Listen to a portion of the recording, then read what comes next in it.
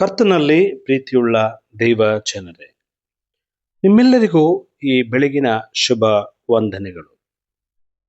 ಇವತ್ತಾರೆಗೆ ಆಯ್ದುಕೊಂಡಂತ ದೇವರ ವಾಕ್ಯದ ಭಾಗವು ಅದು ಹಳೆ ಒಡಂಬಡಿಕೆಯಲ್ಲಿ ಕೀರ್ತನ ಸಂಗ್ರಹ 118ನೆಯ ಕೀರ್ತನೆ 6ನೆಯ ವಚನ.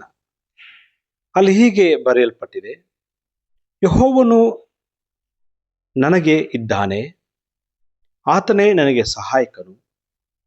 ನನ್ನ ವೈರಿಗಳಿಗಾಗುವ ಶಿಕ್ಷೆಯನ್ನ ನೋಡುವೆನು. ಯೆಹೋವನೇ ನನಗಿದ್ದಾನೆ, ಆತನೇ ನನಗೆ ಸಹಾಯಕನು. ನನ್ನ ವೈರಿಗಳಿಗಾಗುವ ಶಿಕ್ಷೆಯನ್ನ ನೋಡುವೆನು.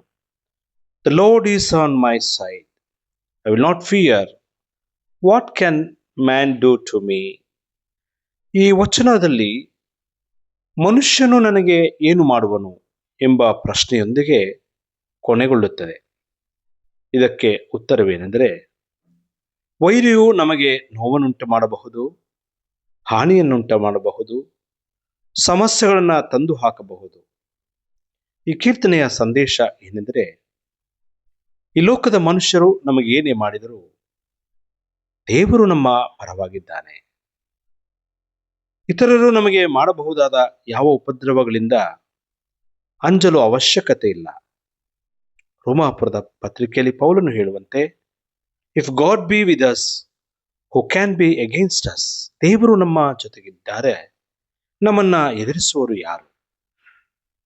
ದೇವರು ತನ್ನ ಭಕ್ತರ ಜೊತೆಗಿದ್ದಾನೆ ಎಂಬ ಭರವಸೆಯನ್ನ ಇಂದಿನ ಸಂದೇಶ ನಮಗೆ ತಿಳಿಸುತ್ತದೆ.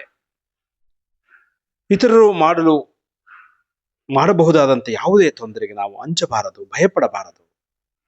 ದೇವರಲ್ಲಿ ಭರವಸವಿಟ್ಟು ನಂಬಿಕೆಯಿಂದ ಜೀವಿಸಲು ಈ ವಾಕ್ಯ ನಮಗೆ ಕರೆ ಕೊಡುತ್ತದೆ.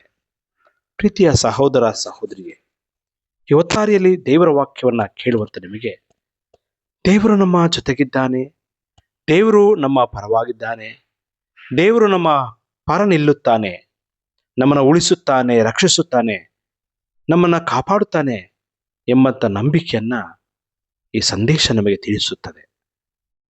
ಮನುಷ್ಯರು ಎಷ್ಟೇ ಕೆಟ್ಟದ್ದನ್ನು ನಮಗೆ ಬಗೆದರೂ ಕೂಡ ಅದು ನಮಗೆ ಮುಟ್ಟುವುದಿಲ್ಲ. ಯಾಕೆಂದರೆ ದೇವರು ನಮಗೆ ಒಳ್ಳೆಯದನ್ನೇ ಬಯಸುತ್ತಾನೆ, ಒಳ್ಳೆಯದನ್ನೇ ಬಗೆಯುತ್ತಾನೆ.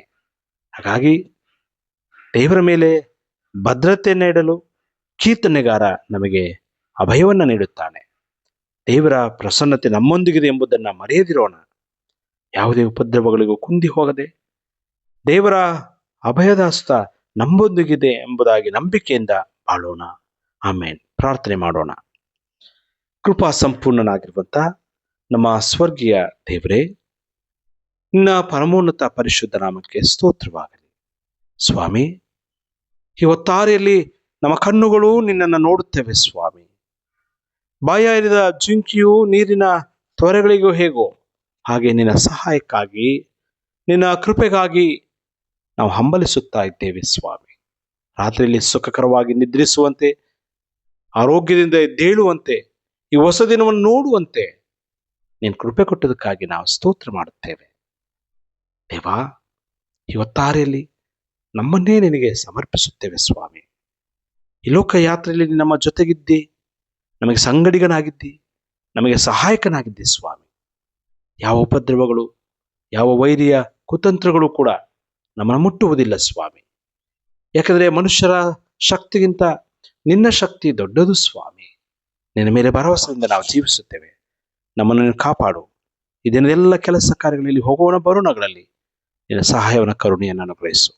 ಪ್ರಾರ್ಥನೆ ಕೇಳಿದಕ್ಕಾಗಿ ಸ್ತೋತ್ರ. ಯೇಸು ಸ್ವಾಮಿಸಲಿ ಪ್ರಾರ್ಥಿಸುತ್ತೇವೆ ನಮ್ಮ ದೇವರೇ. ಆಮೇನ್.